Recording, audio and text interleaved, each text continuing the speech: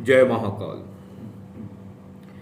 अथ च शुक्रे दूरस्ते नमो नमो भैरव वैभव ऐश्वर्य प्राप्ति च इति सुख समृद्धि प्राप्तिम लक्ष्मीं माता प्रणामे इति शुक्राय महांताय। इस मंत्र का अर्थ है जिसका शुक्र प्रबल होगा उस व्यक्ति के पास धन ऐश्वर्य लक्ष्मी तीनों होंगी, और जिसका शुक्र कमजोर होगा उसके धन में ऐश्वर्य में और वैभव में तीनों में ही कमी रहेगी। किंतु अर्थ क्या आज के समय में हमारे हिंदुस्तान की सबसे बड़ी कमजोरी बन चुका है। जिस ज्ञान के पीछे दुनिया कभी पागल थी आज उसको व्यापार बनाया जा चुका है। इसीलिए किसी को पूर्ण ज्ञान नहीं मिलता, क्योंकि जितने बड़े बड़े ज्योतिषी हैं ना, इन ज्योतिषियों में सिर्फ एक ही चीज है कि हमें अपना धन कमाना है, बस हमें इसके अतिरिक्त किसी से कोई भी मतलब नहीं है। एक दिन में 200 300 500 लोगों को डील करते हैं तो ज्ञान कहां से देंगे। टीवी पे आने वाले लोग ये कहते हैं कि हमने मंत्र दे दिया है, उपाय बता दिया है, ये काम कर रहा है। अगर आप ध्यान से देखें ना तो इनका कोई मंत्र ना ही इनका कोई उपाय ऐसा है जो दुर्लभ हो या दिव्य हो। किताबी ज्ञान, इंटरनेट खोला, उपाय निकाल लिए, टीवी पे आ गए, पैसा खर्च कर दिया और बन गए बड़े बड़े ज्योतिषी। अगर ऐसा ही होता तो आज से सहस्त्रों वर्ष पूर्व बड़े बड़े ऋषि मुनि ज्ञानी महात्मा लोगों को अलग अलग बुलाकर ज्ञान क्यों देते।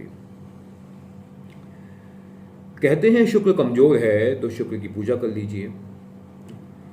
अब इन मूर्खों को कौन समझाए कि शुक्र की पूजा करने से शुक्र प्रबल नहीं होते, क्योंकि शुक्र राक्षस गुरु हैं, दैत्य गुरु हैं। शुक्र को केवल पूजा से ही नहीं साधा जा सकता। शुक्र को साधने के लिए सबसे पहले शुक्र के व्यवहार को समझना होता है कि शुक्र आपकी कुंडली में किस प्रकार से गोचर कर रहे हैं। मान लीजिए आपके पंचम भाव में शुक्र हैं तो आप कैसे उनको पूजित कर सकते हैं। शुक्र के अगर ऊपर बृहस्पति की दृष्टि आ रही है तो आप शुक्र को पूजित करके शुक्र को बल तो दे देंगे, किंतु बृहस्पति आपके कमजोर हो जाएंगे और दोनों में विरोधाभास बढ़ेगा, धन की हानि होगी, पैसा मार्केट में मरेगा।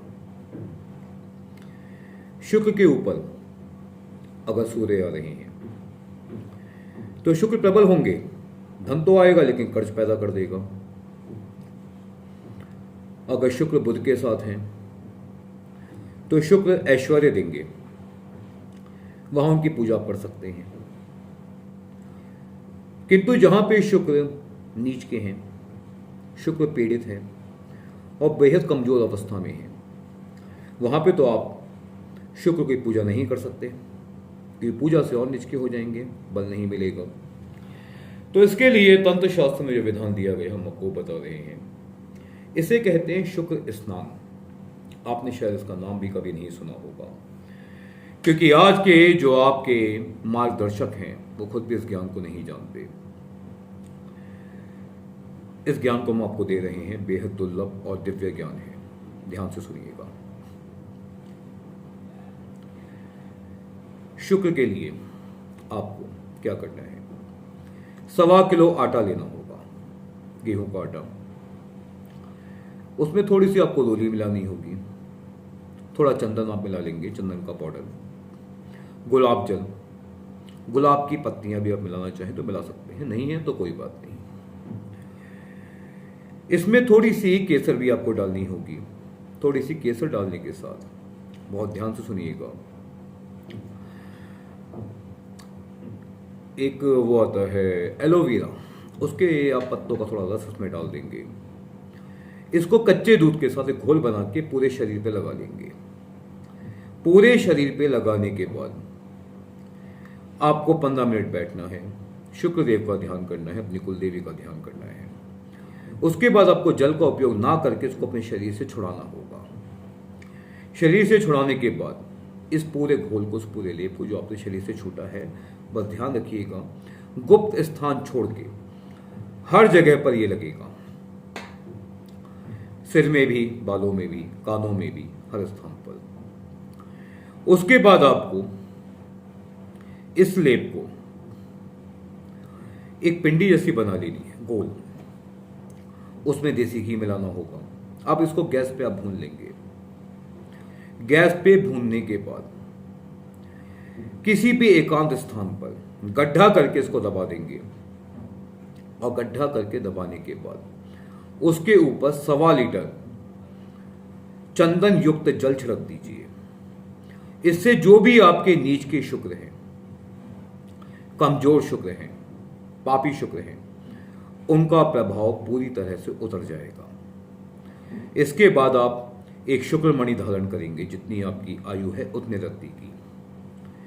जो लोग मार्केट में नकली शुक्र मणि बेच रहे हैं, उनसे जरा सावधान रहिए। शुक्र मणि का अर्थ होता है शुक्र की आंख। शुक्र को पता है शुक्र क्यों कहा जाता है? क्योंकि शुक्र है कि शुक्र है, अर्थात शुक्र है कि मेरा शुक्र प्रबल है। अगर आप इसी विधान को इसी प्रकार से करते हैं तो आप देखेंगे 2 घंटे के अंदर अंदर आपके जीवन में प्रेम इतना होगा कि आपको संभालना कठिन हो जाएगा। ऐश्वर्य और वैभव बढ़ना आरंभ हो जाएगा। कारोबार की हानियां वहीं रुक जाएंगी, लाभ होना आरंभ हो जाएगा। इसे करें और परिणाम देखें। जय श्री कृष्ण।